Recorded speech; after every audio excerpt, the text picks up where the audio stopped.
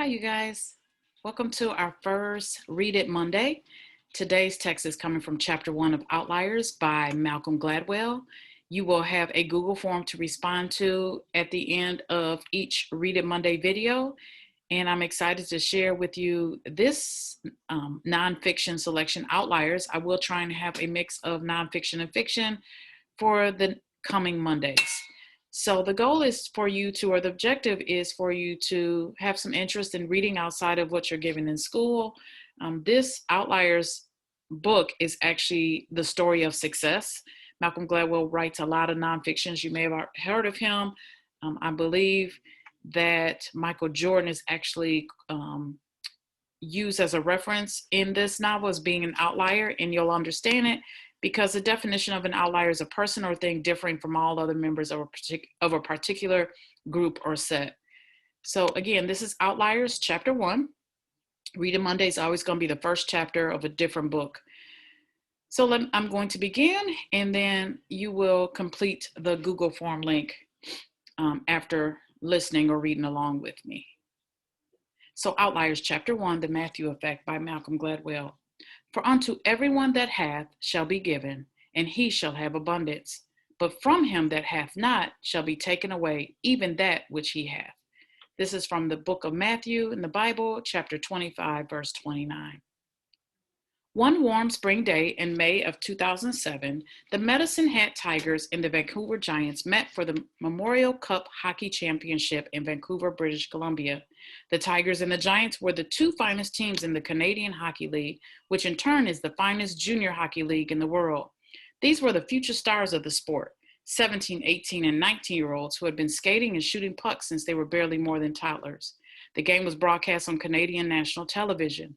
Up and down the streets of downtown Vancouver, Memorial Cup banners hung from the lampposts. The arena was packed. A long red carpet was rolled out on the ice, and the announcer introduced the game's dignitaries. First came the Premier of British Columbia, Gordon Campbell. Then, amid tumultuous applause, out walked Gordie Howe, one of the legends of the game. Ladies and gentlemen, the announcer boomed, Mr. Hockey. For the next 60 minutes, the two teams played spirited, aggressive hockey. Vancouver scored first, early in the second period, on a rebound by Mario Bliznik. Late in the second period, it was Medicine Hat's turn, as the team's scoring leader, Darren Helm, fired a quick shot past Vancouver's goalie, Tyson Sexsmith. Vancouver answered in the third period, scoring the game's deciding goal, and then, when Medicine Hat pulled its goalie in desperation, Vancouver scored a third time. In the aftermath of the game, the players and their families and sports reporters from across the country crammed into the winning team's locker room. The air was filled with cigar smoke and the smell of champagne and sweat-soaked hockey gear. On the wall was a hand-painted banner, Embrace the Struggle. In the center of the room, the Giants coach, Don Hay, stood misty-eyed. I'm just so proud of these guys, he said.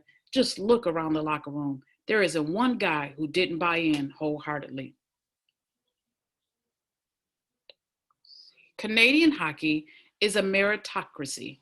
Thousands of Canadian boys begin to play the sport at the novice level before they are even in kindergarten. From that point on, there are leagues for every age class, and at each of those levels, the players are sifted and sorted and evaluated, with the most talented separated out and groomed for the next level. By the time players reach their mid-teens, the very best of the best have been channeled into an elite league known as Major Junior A, which is the top of the pyramid. And if your Major Junior A team plays for the Memorial Cup, that means you are at the very top of the pyramid. This is the way most sports pick their future stars. It's the way soccer is organized in Europe and South America. And it's the way Olympic athletes are chosen. For that matter, it is not all that different from the way the world of classical music picks its future virtuosos, or the way the world of ballet picks its future ballerinas, or the way our elite educational system picks its future scientists and intellectuals. You can't buy your way into Major Junior A hockey. It doesn't matter who your father or mother is, or who your grandfather was, or what business your family is in. Nor does it matter if you live in the most remote corner of the most northerly province in Canada.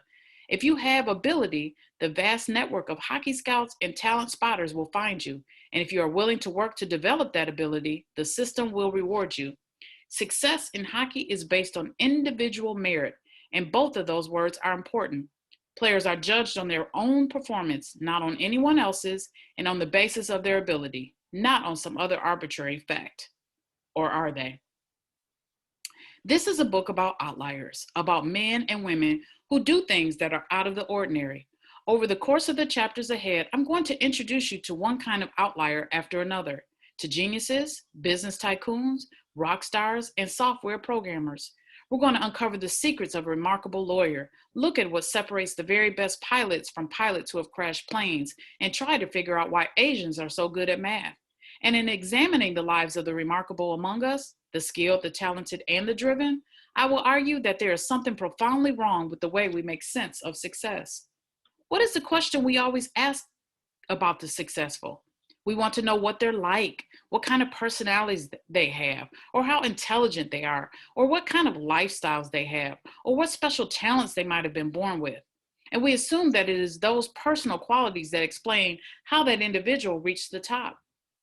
In the autobiographies published every year by the billionaire, entrepreneur, rock star, celebrity, the storyline is always the same. Our hero is born in modest circumstances and by virtue of his own grit and talent, fights his way to greatness. In the Bible, Joseph is cast out by his brothers and sold into slavery and then rises to become the Pharaoh's right-hand man on the strength of his own brilliance and insight. In the famous 19th century novels of Horatio Alger, young boys born into poverty rise to riches through a combination of pluck and initiative. I think overall it's a disadvantage, Jeb Bush once said of what it meant for his business career that he was the son of an American president and the brother of an American president and the grandson of a wealthy Wall Street banker and U.S. senator. When he ran for governor of Florida, he repeatedly referred to himself as a self-made man, and it is a measure of how deeply we associate success with the efforts of the individual that few batted an eye at the description. Lift up your heads, Robert Winthrop told the crowd many years ago at the unveiling of a statue of that great hero of American independence, Benjamin Franklin, and look at the image of a man who rose from nothing, who owned nothing to parentage or patronage, who enjoyed no advantage of early education, which are not open, 100-fold open, to yourselves, who performed the most menial services in the business in which his early life was employed, but who lived to stand before kings and died to leave a name which the world will never forget. In Outliers, I want to convince you that these kinds of personal explanations of success don't work. People don't rise from nothing. We do owe something to parentage and patronage. The people who stand before kings may look like they did it all by themselves, but in fact, they are invariably the beneficiaries of hidden advantages and extraordinary opportunities and cultural legacies that allow them to learn and work hard and make sense of the world in ways others cannot. It makes a difference where and when we grew up. The culture we belong to and the legacies passed down by our forebears shape the patterns of our achievement in ways we cannot begin to imagine. It's not enough to ask what successful people are like, in other words. It is only by asking where they are from that we can unravel the logic behind who succeeds and who doesn't. Biologists often talk about the ecology of an organism.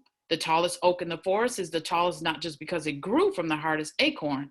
It is the tallest also because no other trees blocked its sunlight, the soil around it was deep and rich, no rabbit chewed through its bark as a sapling, and no lumberjack cut it down before it matured. We all know that successful people come from hardy seeds, but do we know enough about the sunlight that warmed them, the soil in which they put down the roots, and the rabbits and lumberjacks they were lucky enough to avoid? This is not a book about tall trees. It's a book about forests. And hockey is a good place to start because the explanation for who gets to the top of the hockey world is a lot more interesting and complicated than it looks. In fact, it's downright peculiar. Here's the player roster of the 2007 Medicine Hat Tigers. Take a close look and see if you can spot anything strange about it.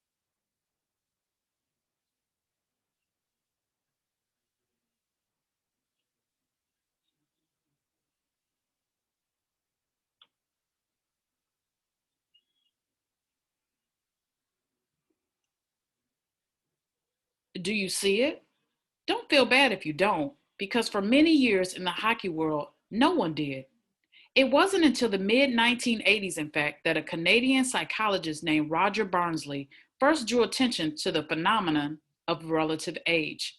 Barnsley was at a Lethbridge Broncos hockey game in southern Alberta, a team that played in the same major junior A league as the Vancouver Giants and the Medicine Hat Tigers. He was there with his wife Paula and their two boys, and his wife was reading the program when she ran across a roster list just like the one above that you just looked at. "Roger," she said, "do you know when these young men were born?" Barnsley said yes. "They're all between 16 and 20, so they'd be born in the late 60s. No, Paula went on. "What month?" I thought she was crazy, Barnsley remembers, but I looked through it and what she was saying just jumped out at me. For some reason, there was an incredible number of January, February, and March birth dates. Barnsley went home that night and looked up the birth dates of as many professional hockey players as he could find. He saw the same pattern.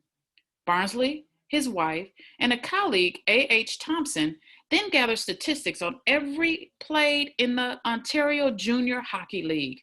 The story was the same. More players were born in January than in any other month, and by an overwhelming margin. The second most frequent birth month? February. The third? March. Barnsley found that there were nearly 5.5 times as many Ontario Junior Hockey League players born in January as were born in November. He looked at the all-star teams of 11-year-olds and 13-year-olds, the young players selected for elite traveling squads. Same story. He looked at the composition of the National Hockey League. Same story. The more he looked, the more Barnsley came to believe that what he was seeing was not a chance occurrence, but an iron law of Canadian hockey. In any elite group of hockey players, the very best of the best, 40% of the players will have been born between January and March, 30% between April and June, 20% between October and December. In all my years of psychology, I've never run into an effect this large, Barnsley says. You don't even need to do any statistical analysis. You just look at it. Look back at the Medicine Hat roster. Do you see it now? 17 out of the 25 players on the team were born in January, February, March, or April. Here's the play-by-play for the first two goals in the Memorial Cup final. Only this time I've substituted the players' birthdays for their names. It no longer sounds like the championship of Canadian junior hockey. It now sounds like a strange sporting ritual for teenage boys born under the astrological signs Capricorn, Aquarius, and Pisces. March 11 starts around one side of the Tigers' net, leaving the puck for his teammate January 4, who passes it to January 22, who flips it back to March 12, who shoots point blank at the Tigers' goalie April 27. April 27 blocks the shot, but is rebounded by Vancouver's March 6. He shoots. Medicine Hat defenseman February 9 and February 14 dive to block the puck while January 10 looks on helplessly. March 6 scores. Let's go to the second period now. Medicine Hat's turn. The Tigers scoring leader, January 21, charges down the right side of the ice. He stops and circles, eluding the Vancouver defenseman February 15. January 21 then deftly passes the puck to his teammate December 20. Wow, what's he doing out there? Who shrugs off the onrushing defender May 17 and slides a cross-crease pass to January 21. He shoots. Vancouver defenseman March 12 dives, trying to block the shot. Vancouver's goalie, March 19, lunges helplessly. January 21 scores. He raises his hands in triumph. His teammate, May 2, jumps on his back with joy. The explanation for this is quite simple. It has nothing to do with astrology, nor is there anything magical about the first 3 months of the year. It's simply that in Canada, the eligibility cutoff for age class hockey is January 1. A boy who turns 10 on January 2 then could be playing alongside someone who doesn't turn 10 until the end of the year. And at that age, in pre-adolescence, a 12-month gap in age represents an enormous difference in physical maturity. This being Canada, the most hockey-crazed country on earth, coaches start to select players for the traveling rep squad, the all-star teams, at the age of 9 or 10, and of course they are more likely to view as talented the bigger and more coordinated players who have had the benefit of critical extra months of maturity. And what happens when a player gets chosen for a rep squad? He gets better coaching, and his teammates are better, and he plays 50 or 75 games a season instead of 20 games a season like those left behind in the house league. And he practices twice as much as, or even 3 times more than, he would have otherwise. In the beginning, his advantage isn't so much that he is inherently better, but only that he is a little older. But by the age of 13 or 14, with the benefit of better coaching and all that extra practice under his belt, he really is better. So he's the one more likely to make it to the major junior A league and from there into the big leagues. Barnsley argues that these kinds of skewed age distributions exist whenever three things happen: selection, streaming, and differentiated experience.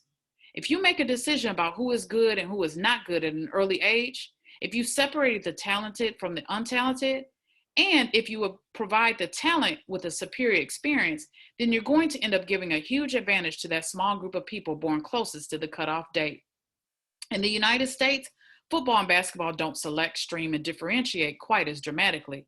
As a result, a child can be a bit behind physically in those sports and still play as much as his or her more mature peers. But baseball does. The cutoff date for almost all non-school baseball leagues in the United States is July 31, with the result that more major league players are born in August than in any other month. The numbers are striking. In 2005, among Americans playing Major League Baseball, 505 were born in August versus 313 born in July. European soccer, similarly, is organized like hockey and baseball, and the birth date distributions in that sport are heavily skewed as well. In England, the eligibility date is September 1, and in the Football Association's Premier League at one point in the 1990s, there were 288 players born between September and November, and only 136 players born between June and August. In international soccer, the cutoff date used to be August 1, and in one recent Junior World Championship tournament, 135 players were born in the 3 months after August 1, while just 22 were born in May, June, and July. Today, the cutoff date for international junior soccer is January 1. Take a look at the roster for the 2007 Czechoslovakian national junior soccer team, which made the Junior World Cup finals. Here we go again.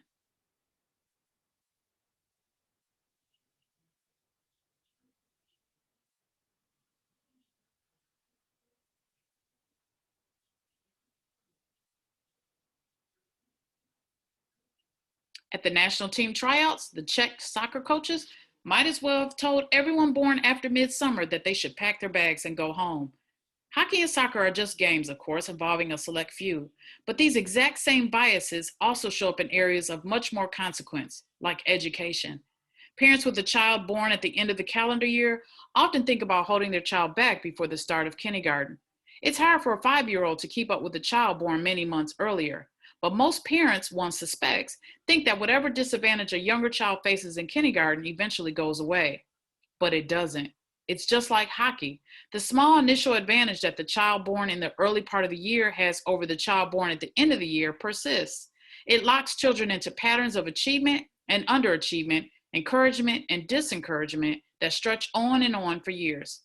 Recently, two economists, Kelly Bedard and Elizabeth Dewey, looked at the relationship between scores on what is called the Trends in International Mathematics and Science Study, or TIMSS, math and science tests given every 4 years to children in many countries around the world, a month of birth. They found that among fourth graders, the oldest children scored somewhere between 4 and 12 percentile points better than the youngest children. That, as Dewey explains, is a huge effect. It means that if you take two intellectually equivalent fourth graders with birthdays at opposite ends of the cutoff date, the older student could score in the 80th percentile, while the younger child could score in the 68th percentile. That's the difference between qualifying for a gifted program and not. It's just like sports, Dewey said. We do ability grouping early on in childhood. We have advanced reading groups and advanced math groups. So early on, if we look at young kids in kindergarten and first grade, the teachers are confusing maturity with ability. And they put the older kids in the advanced stream where they learn better skills. And the next year, because they are in the higher groups, they do even better. And the next year, the same things happen and they do even better again. The only country we don't see doing this is Denmark. They have a national policy where they have no ability grouping until the age of 10. Denmark waits to make selection decisions until maturity differences by age have evened out. Dewey and Bedard subsequently did the same analysis, only this time looking at college. What did they find?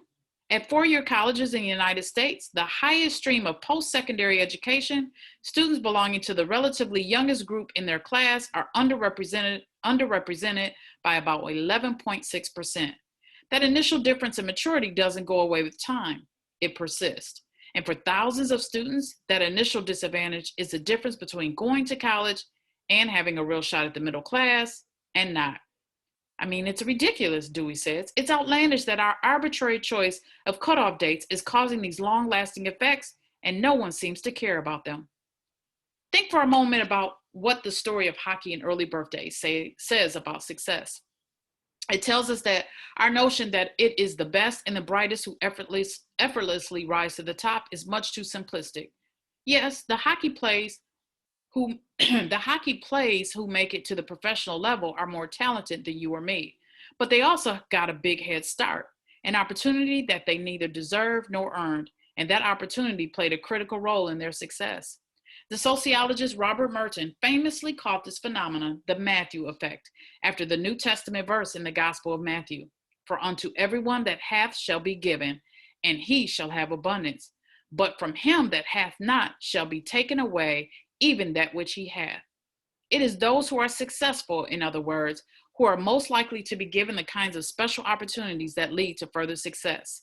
It's the rich who get the biggest tax breaks. It's the best students who get the best teaching and most attention. And it's the biggest 9 and 10-year-olds who get the most coaching and practice.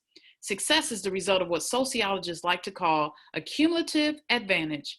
The professional hockey player starts out a little bit better than his peers. And that little difference leads to an opportunity that makes that difference a bit bigger. And that edge in turn leads to another opportunity, which makes the initially small difference bigger still. And on until the hockey player is a genuine outlier. But he didn't start out an outlier. He started out just a little bit better. The second implication of the hockey example is that the systems we set up to determine who gets ahead aren't particularly efficient. We think that starting all-star leagues and gifted programs as early as possible is the best way of ensuring that no talent slips through the cracks. But take a look again at that roster for the Czech Republic soccer team. There are no players born in July, October, November, or December, and only one each in August and September. Those born in the last half of the year have all been discouraged or overlooked or pushed out of the spot. The talent of essentially half of the Czech athletic population has been squandered. So what do you do if you're an athletic young Czech with the misfortune to have been born in the last part of the year? You can't play soccer. The deck is stacked against you. So maybe you could play the other sport that Czechs are obsessed with, hockey. But wait, I think you know what's coming. Here's the roster of the 2007 Czech junior hockey team that finished 5th at the World Championships.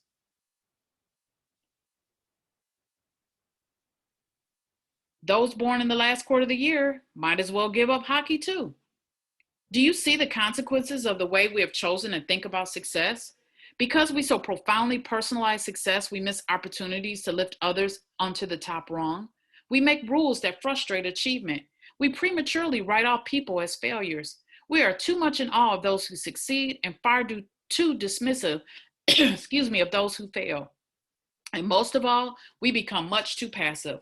We overlook just how large a role we all play, and by we, I mean society, in determining who makes it and who doesn't. If we chose to, we could acknowledge that cutoff dates matter. We could set up 2 or even 3 hockey leagues, divided up by month of birth. Let the players develop on separate tracks and then pick all-star teams. If all the Czech and Canadian athletes born at the end of the year had a fair chance, then the Czech and the Canadian national teams suddenly would have twice as many athletes to choose from. Schools could do the same thing.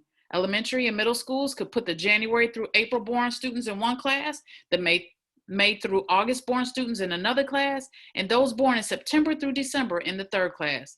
They could let students learn with and compete against other students of the same maturity level. It would be a little bit more complicated administratively, but it wouldn't necessarily cut that much more money, and it would level the playing field of those who, through no fault of their own, have been dealt a big disadvantage by the educational system. We could easily take control of the machinery of achievement, in other words, not just in sports, but, as we will see, in other more consequential areas as well. But we don't. And why? because we cling to the idea that success is a simple function of individual merit, and the world in which we all grow up and the rules we choose to write as society don't matter at all. Before the Memorial Cup final, Gord Wasden, the father of one of the Medicine Hat Tigers, stood by the side of the ice talking about his son Scott. He was wearing a Medicine Hat baseball cap and a black Medicine Hat t-shirt. When he was 4 and 5 years old, Wasden remembered his little brother was in a walker, and he would shove a hockey stick in his hand, and they would play hockey on the floor in the kitchen morning till night. Scott always had a passion for it. He played rep hockey throughout his minor league hockey career. He always made the AAA teams. As a first-year Pee-wee or a first-year Bantam, he always played on the top rep team. Wasden was clearly nervous. His son was about to play in the biggest game of his life. He's had to work very hard for whatever he's got. I'm very proud of him. Those were the ingredients of success at the highest level: passion, talent, and hard work. But there was another element. When did Wasden first get the sense that his son was something special?